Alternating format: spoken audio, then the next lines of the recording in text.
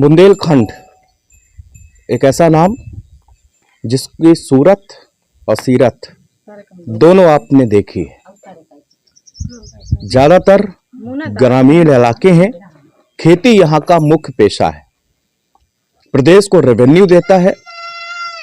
लेकिन यहाँ की तस्वीरें ये सब आपके सामने हैं और वो कहते हैं कि तस्वीरें जो है झूठ नहीं बोलती। जसपुरा बांदा से तकरीबन जो है 30 किलोमीटर दूर एक गांव है। यहाँ पे अभी कुछ ही दिन पहले एक छोटे किसान जिसके पास 1 बीघे के लगभग जमीन है, उसने आत्महत्या कर दी। आत्महत्या करने के बाद वो अपने पीछे इतना बड़ा ये परिवार छोड़ के गए। ये उनकी बेटी है, ये उनकी पत्नी है, ये उनके बच्चे हैं। अब ये सब सिर्फ इस सोच में पड़े हैं कि आखिरकार इनका गुजारा कैसे चलेगा। इतनी कच्ची उम्र में बाप का साया सर से उठने का दर्द हम आप शब्दों में बयां नहीं कर सकते। तो वो ये खुद समझ पाएंगे कि इन्होंने क्या खोया है, इनकी पत्नी ने। हम इनसे बात करेंगे। बुंदेलखंड में किसान की आत्महत्या करना कोई नया बात नहीं है, अब तो सुर्खियां बनना ही बंद हो गया। एक समय था जब यहाँ पे हर रोज एक किसान कर्ज के बोझ के तले अपनी जान देता रहा और ये सरकारी सियासतदान हमेशा उस पर भी राजनीति करते रहे कि आखिरकार वजहें क्या रही। वजह और कारण इस सबको पता है कि ये राज्य, इस राज्य का ये खंड जिसको हम लोग बुंदेलखंड कह रहे हैं, जो सूखा प्रभावित है, यहाँ पर सरकार द्वारा की जाने वाली मदद बिल्कुल शून्य हो जाती है। यहाँ तक पहुँचते पहुँचते दिल्ली से पैसा चलता है, लखनऊ आता है और लखनऊ आने के बाद में यहाँ पर किस तरह आप इनसे हम बात करते हैं और फिर जानते हैं। आपका नाम क्या है? गीता। गीता नाम है। क्या क्या घटना हुई है ये? पता नहीं साहब, खूब अच्छे से खा के गए, खूब अच्छे से खाना बांधो, खूब प्रेम से गए, हंसत गए। अब बस पता नहीं वहीं का वहीं ड्यूटी की न वहीं से अल्ले भरुआ से ऐसा काम हो कई डारे। या कैसे पता चला आपको, कब पता चला कि उन्होंने आत्महत्या कर ली है? या फिर हत्या में बता दे कि कोई हारे दूसर कोई जैसे हारे। अब जैसे हारे कौन हरियारी का गहा है वहीं दी खाइन, फिर वहीं आके बताओ हमें, तब हम जानो साहब। जमीन है आपके पास? 1 बीघा है साहब। और उनके अलावा कौन अब मतलब वही ये घर चलाते थे आप लोगों को सब वही है? वही हाँ, मान लिया जब कमात रहे तो वही तो चला हुए करेंगे। अब कुछ दूसर थोड़ी चलाई। तो क्या आपका लग रहा है आपको कि मतलब अब वो 4 भाई रहा, 4 भाई बांटे, हम बांट ली तो करती खाती थी ना। कहाँ काम करते थे वो? भरुआ में कंपनी में काम करते? हाँ। अच्छा, तो अब जब जैसे वो गुजर गए तो अब जो है आप लोगों के सामने एक बड़ी समस्या कि कैसे खर्चा चलेगा। बस साहेब कैसे खर्चा चलेगा साहेब, क्या करूं। अब देखा ये ठाड़ी है बिटिया कन्या ब्याह का बैठे मैं क्या करियो। बेटा क्या नाम है आपका? पार्वती। पार्वती, हमसे सवाल क्या करें,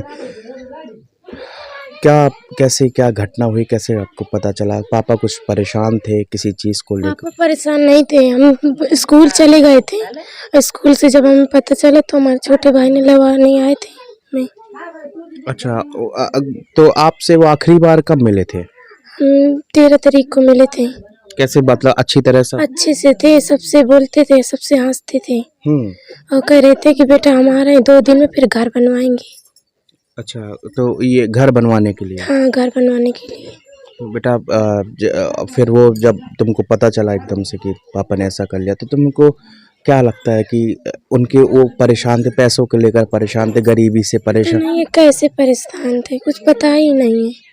अच्छा, घर में किसी तरह की कोई मतलब पैसे की दिक्कत थी या उनके ऊपर कोई प्रेशर तो नहीं, ऐसा कोई? कुछ नहीं था है? कुछ नहीं था, घर चल रहा था? अच्छा, अच्छे से घर चल रहा था। आप पढ़ते हो? हाँ पढ़ते हैं। कहाँ पे बेटा? यहीं पर गांव पर। गांव में पढ़ते हो? किस कक्षा में? 12 में। 12 है? तो अच्छा, वो पढ़ने लिखने के लिए हमेशा आपको बोलते थे कि पढ़ना है, आगे बढ़ना है? हाँ, कह रहे थे कि पढ़ना है। अच्छा, आगे की पढ़ाई करने के लिए कहाँ आपको भेजने वाले थे?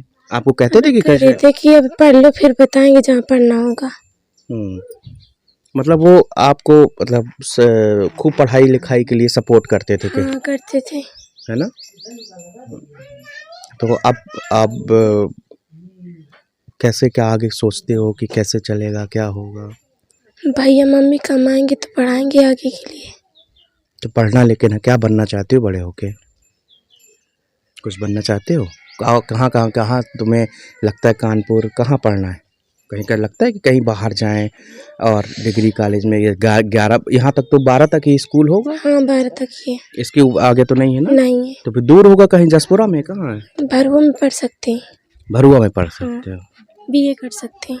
बीए करना चाहते हो? हम्म।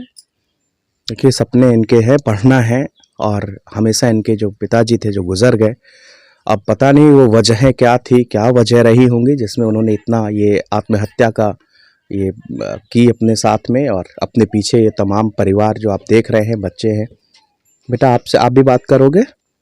क्या नाम है? रंजीत। रंजीत, किस क्लास में पढ़ते हो? 6 में। कहाँ पे? ये सरकारी में। सरकारी स्कूल। पढ़ाई वढ़ाई अच्छी होती है? हाँ। पढ़ते हैं? हाँ। पापा से मिले थे? कब मिले थे? 13 तारीख को। आप तब घर में थे, वो अच्छे से थे? हाँ। हैं? हाँ। सबको मतलब ऐसा तो नहीं लगा कि परेशान थे? हंस के यहाँ से घर का खाना खा के गए थे। और फिर आप स्कूल में थे जब ये पता चला? छुट्टी थी।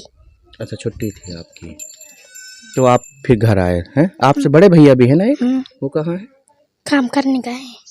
अच्छा वो पहले से काम करते थे क्या, जो इनसे बड़े वाले भाई है? गाँव में ऐसे करते रहे, मजदूरी वगैरह करते हैं? मजदूरी कराते हैं। अच्छा। ये यार जैसे चले गए तो मकान रोआवत पीटा थे तो मन बाहर जाइए के मारे लेवा गए साहब मुखा कौन हमरे पास ये खेती पाती है कि मान ले काम करें कहा है मेहनत मंजूरी या तो रोआवत तो मका जा तो मन बाटी तुम्हार तो चलो गा हमारो लड़का वह दो चले गए मका जा बउआ थई बो मन बाटी तुम्हार रोइया पीटिया देख के मारे लेवा गए साहब नहीं तो मका हम रोती हैं तुम रोइया तो का करबे दे बहुत तकलीफ हो गया कमरे में।